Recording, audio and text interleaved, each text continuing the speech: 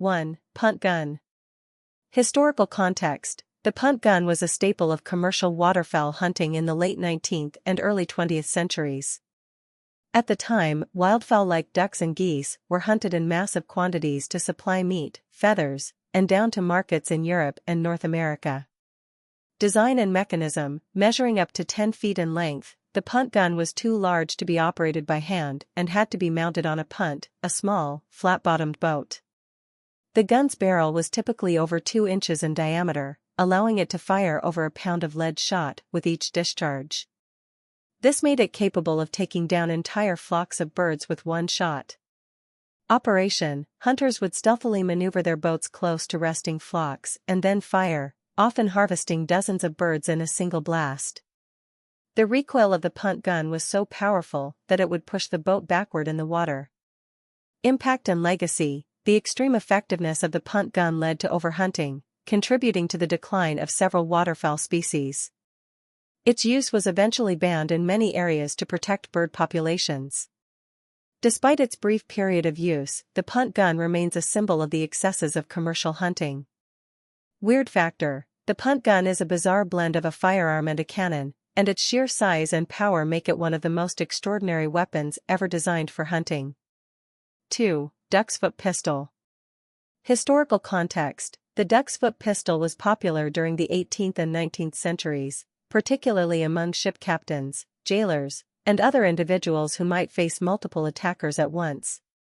In an era before repeating firearms, the ability to fire multiple shots simultaneously was highly valued. Design and mechanism. Named for its spread-out barrels resembling a duck's foot, this pistol typically had 4 barrels, though versions with up to 8 barrels existed. The barrels were arranged in a fan shape, allowing the user to fire in several directions at once. The barrels could be fired simultaneously or, in some models, in sequence. Operation. The duck's foot pistol was intended to be used in close quarters, where it could effectively spray multiple targets with a single pull of the trigger. It was especially useful in situations like quelling mutinies or defending against a group of attackers. Impact and legacy. Although the duck's foot pistol was effective in certain situations, it was also inaccurate and difficult to reload. Its utility was limited, but it remains an interesting example of the inventive solutions to self-defense in the pre-revolver era. Weird factor. The unusual shape and concept of firing in multiple directions simultaneously make the duck's foot pistol a standout example of creative, if somewhat impractical, firearm design. 3. Gyrojet rocket gun. Historical context. The gyrojet rocket gun was developed in the 1960s during a period of great technological optimism. This was the height of the space race, and there was widespread interest in futuristic weapons that could take advantage of new technologies. Design and mechanism. Unlike traditional firearms, which use explosive force to propel bullets, the gyrojet fired small rockets.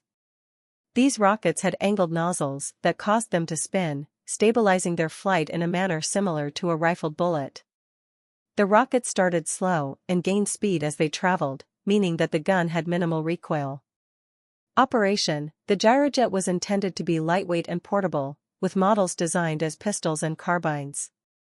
It could theoretically be used in situations where traditional firearms were less effective, such as in zero gravity or underwater. However, the rocket rounds were expensive to produce and lacked accuracy at short range, where most firefights occur. Impact and legacy. Despite its innovative approach, the gyrojet never gained traction. Its lack of precision, high cost, and poor performance compared to conventional firearms led to its commercial failure. Today, it is a highly collectible curiosity among firearms enthusiasts. Weird factor. The gyrojet's reliance on rocket technology rather than gunpowder and its promise of recoil-free shooting place it firmly in the realm of science fiction, making it one of the strangest firearms ever produced. 4. Krumlauf. Historical context. During World War II, German forces were heavily involved in urban warfare, where the ability to fire around corners without exposing oneself to enemy fire would have been a significant advantage. The Krumlauf was developed in response to this need. Design and mechanism. The Krumlauf was an attachment for the Sturmgewehr 44, STG-44, assault rifle.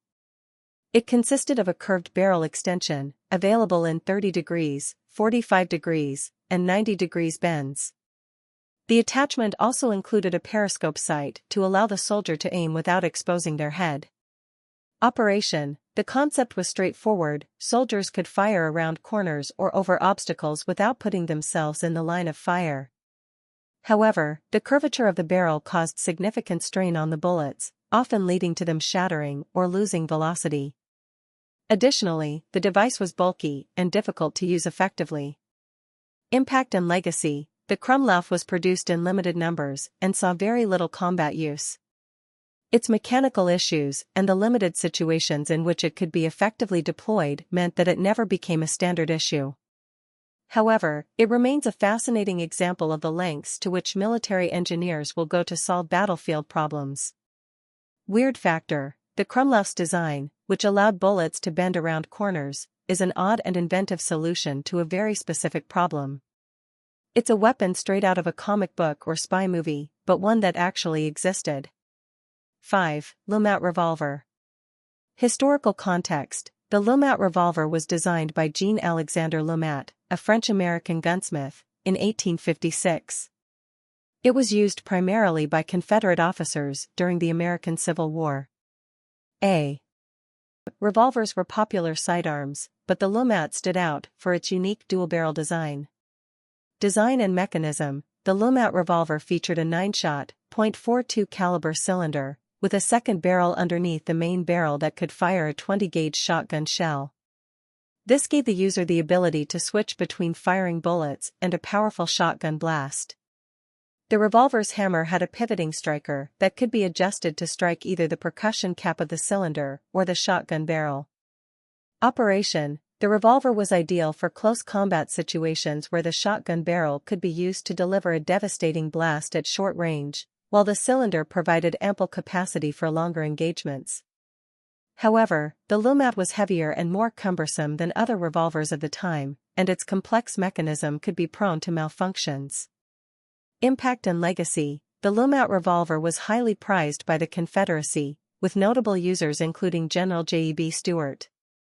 However, its limited production and the logistical challenges of the Civil War meant that it never saw widespread use.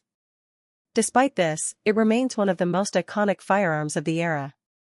Weird factor: the combination of a revolver and a shotgun in a single weapon is an unusual and inventive approach to the limitations of firearms at the time. The Lumat's ability to deliver a variety of firepower from a single gun makes it a standout in the history of weird weapons. 6. Puckle gun. Historical context: the Puckle gun, invented by James Puckle in 1718, was one of the earliest attempts to create a rapid-firing firearm. At a time when most guns were single-shot muskets, the Puckle gun was a significant innovation in firearm technology, although it was never widely adopted. Design and mechanism: the Puckle gun was a flintlock revolver mounted on a tripod, capable of firing up to 9 shots per minute. It used a revolving cylinder to load and fire bullets, which was groundbreaking at the time. Unusually, it was designed to fire 2 types of ammunition: round bullets for use against Christians and square bullets for use against Turks. The square bullets were thought to cause more severe wounds. Operation: the Puckle gun was intended to be used on ships to repel boarders or on land to defend fortifications. Its rapid rate of fire was an advantage over traditional muskets, but the flintlock mechanism was still prone to misfires and malfunctions, limiting its effectiveness. Impact and legacy: although it was a commercial failure, the Puckle gun is notable for its attempt to increase the rate of fire in an era dominated by single-shot weapons. It can be seen as a precursor to later machine guns, though its impact was mostly theoretical. Weird factor: the idea of using different-shaped bullets based on the target's religion or ethnicity is bizarre and reflects the prejudices of the time. Combined with its status as an early machine gun, the Puckle gun is a strange and historically significant weapon. 7. Davy Crockett nuclear rifle. Historical context: the Davy Crockett was developed during the height of the Cold War, a time when the threat of nuclear conflict loomed large. Named after the famous American frontiersman, The Davy Crockett was intended to give small infantry units a tactical nuclear capability to deter a Soviet invasion in Europe. Design and mechanism. The Davy Crockett was a recoilless rifle that could be operated by a crew of 3. It fired a W-54 nuclear warhead, which had a yield of up to 20 tons of TNT, making it one of the smallest nuclear weapons ever developed.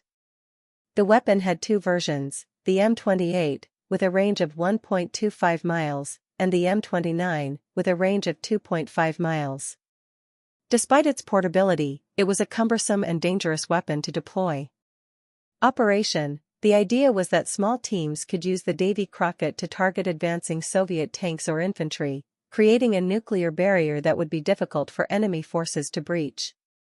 However, the weapon's short range meant that its operators were at risk of being caught in the blast or fallout. Impact and legacy. The Davy Crockett was deployed to Europe in the early 1960s, but it was never used in combat.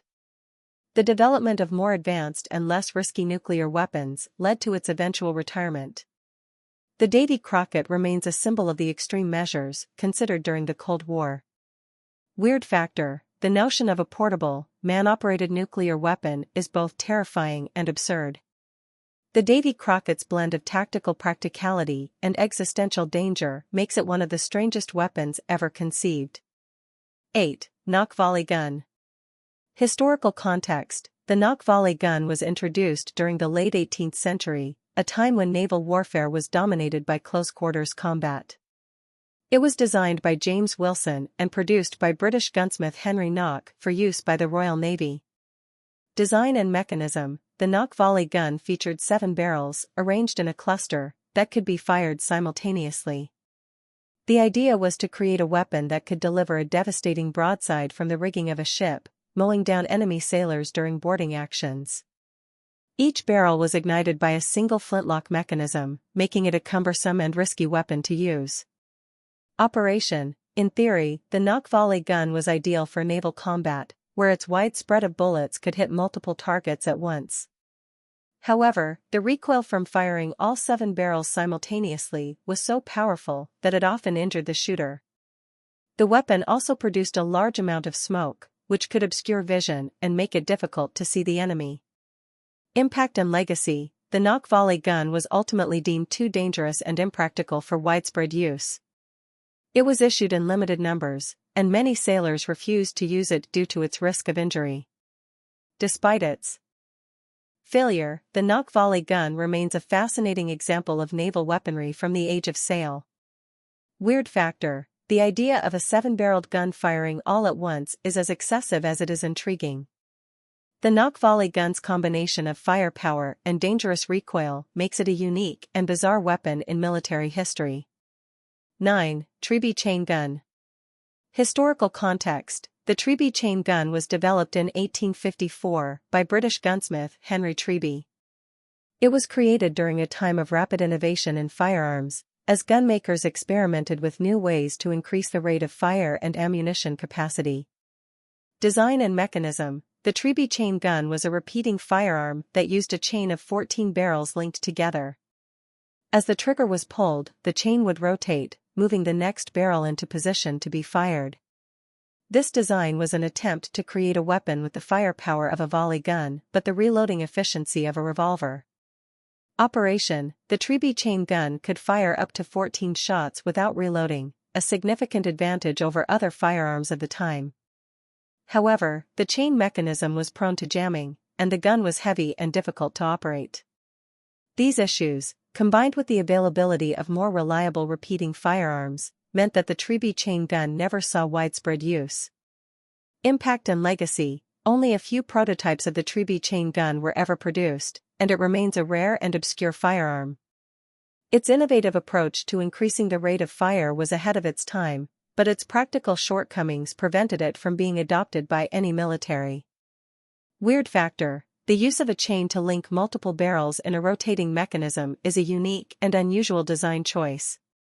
The Treby chain gun's strange appearance and limited success make it one of the more curious firearms in history. 10. Stinger pen gun.